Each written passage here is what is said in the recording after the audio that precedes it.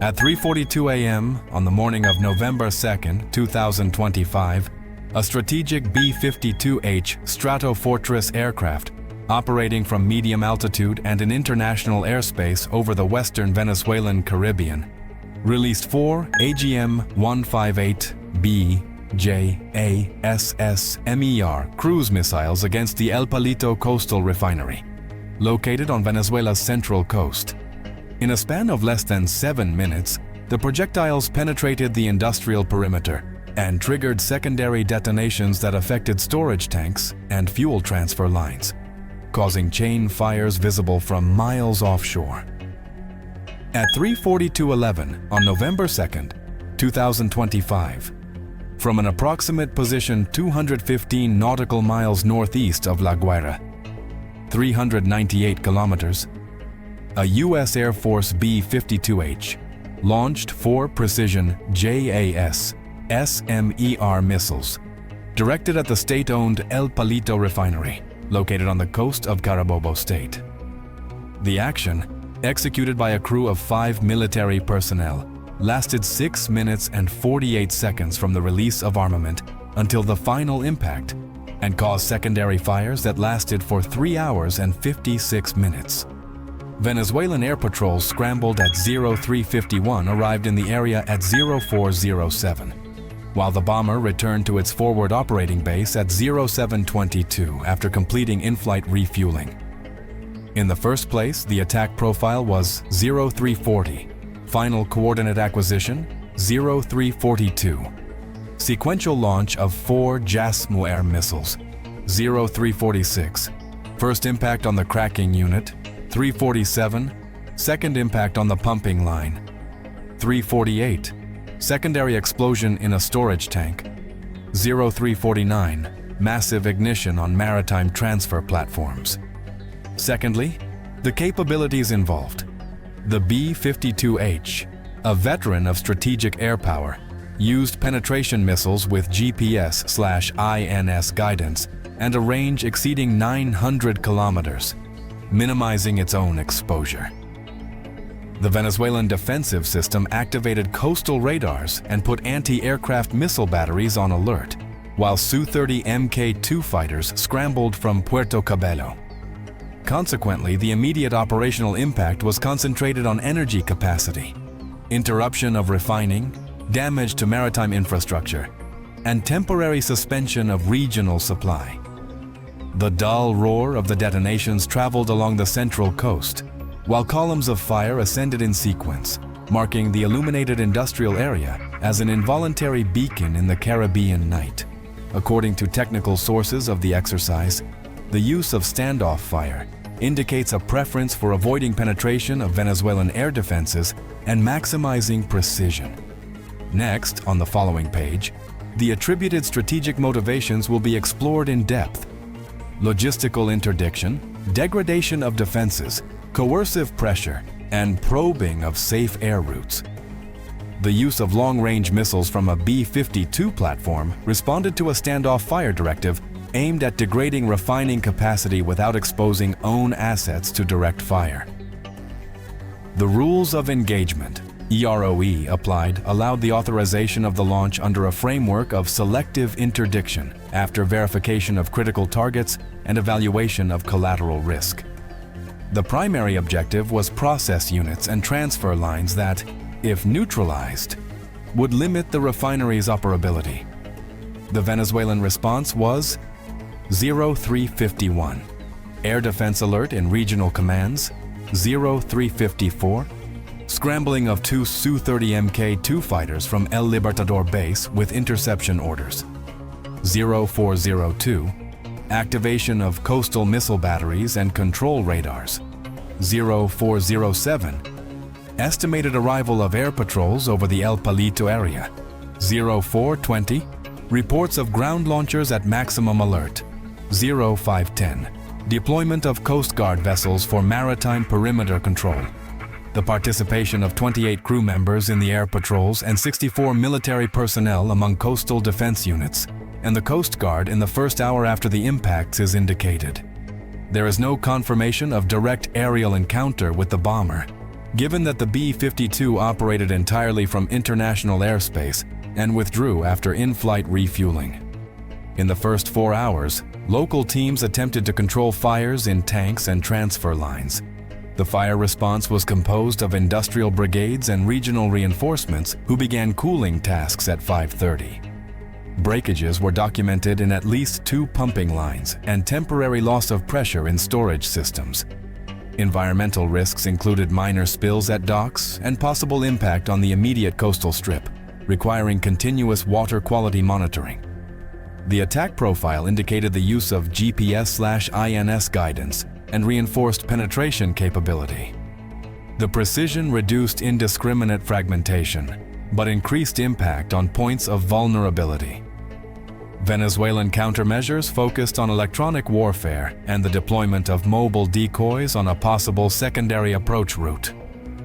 Intercepted communications show attempts at coordination between regional commands and naval units to establish a secure perimeter, manage evacuations, and prioritize the protection of critical infrastructure. Standoff fire reduces exposure and raises the political threshold. The degradation of energy infrastructure has economic effects and generates immediate diplomatic pressure. The main risks include asymmetrical retaliation, attacks on third-party facilities, interruption of maritime trade in the region, and the risk of multinational incidents due to misidentification of platforms and convoys. Operationally, the loss of processing capacity in the affected modules can translate into weeks of reduced production, the need to replace valves and pumps, and an operational window for joint defense operations in the region. Furthermore, the sequence of fires and the containment response condition maritime mobility within a safety radius, and the temporary imposition of restrictions on entry and exit passages for vessels. Strategic context and objectives. The use of standoff fire by a strategic platform seeks to maximize precise effect on critical capacity, in this case, process units and transfer lines, and minimize the risk of own losses. Strategically, the action pursues several complementary objectives. 1. Logistical interdiction to cut supplies and pressure value chains. 2. Degradation of integrated air defense system, IADS, capabilities by probing response and consuming alert resources. 3. A coercive message directed both at the receiving government and third-party allies. And 4. Testing approach routes and the effectiveness of in-flight refueling in a low-threat density theater. The immediate impact falls on bilateral relations and informal coalitions in the Caribbean. Neighboring states, maritime operators, and energy partners such as China must reevaluate levels of cooperation and security. An extraordinary convocation of regional organizations is expected to evaluate implications and coordinate containment measures. In parallel, powers with naval presence in the region may choose to deploy joint surveillance and escort tasks for oil tankers, increasing the operational complexity and multiplicity of actors in the maritime theater. The imposition of a security zone around El Palito and the presence of smoke columns on the coast lead to traffic deviations and temporary restrictions in approach corridors. This causes congestion in alternative ports and higher short-term freight costs, in addition to the rescheduling of oil tankers to avoid risk areas. Private operators usually respond with higher insurance and risk clauses, which feeds back into regional logistical costs. The partial neutralization of refining capacity can translate into a significant reduction in processed products for weeks, negatively affecting Venezuela. Preliminary estimates from the exercise calculate an operational drop in the affected module between 40% and 70% until critical repairs are completed. This has an immediate effect on the local supply of derivatives, and in interconnected environments, temporary upward pressure on regional spot markets. Secondary explosions and line ruptures increase the risk of spills and coastal contamination. The containment response requires specialized equipment, floating barriers, and continuous chemical monitoring. Furthermore, the exposure of workers and coastal populations demands evacuation and medical assistance protocols that, if not implemented quickly, could aggravate the humanitarian component. In summary, the attack degraded Venezuelan energy capacity and strained regional networks. The combination of operational impact, economic cost, and environmental risk necessitates coordinated responses. Conclusion and geopolitical implications. The long-range air operation is consolidated as a precision strike executed with minimal exposure and high tactical effect. Internal analysis indicates that the action met the defined objectives: neutralization of critical capacity, interruption of energy operations, and a clear demonstration of strategic reach through standoff fire. From the very first moment after the impacts, official channels in Washington maintained absolute silence. The Pentagon, faithful to its classified operation protocols, issued no comments or confirmed operational details. The secrecy is part of the very logic of deterrence. The observer understands the capacity, and the one who suffers it faces the uncertainty of when and from where the next strike will come. Meanwhile, in Caracas, the post-event atmosphere exposed structural limitations. The political apparatus resorted to messages of firmness, but financial, logistical, and diplomatic conditions restricted effective response options. In terms of external perception, the Venezuelan government found itself facing a scenario of growing isolation and with less room to summon significant support. Conventional retaliation capabilities were reduced, escalation options were limited, and attempts to project force were eclipsed by the speed and precision of the initial operation. On the military level, the lack of early detection of the attacking vector, the late arrival of interceptors, and the inability to reach the offensive platform illustrated a clear technological and operational gap. The restoration of damaged infrastructure is progressing under pressure and with limited resources, prolonging the economic and logistical impact beyond the immediate event.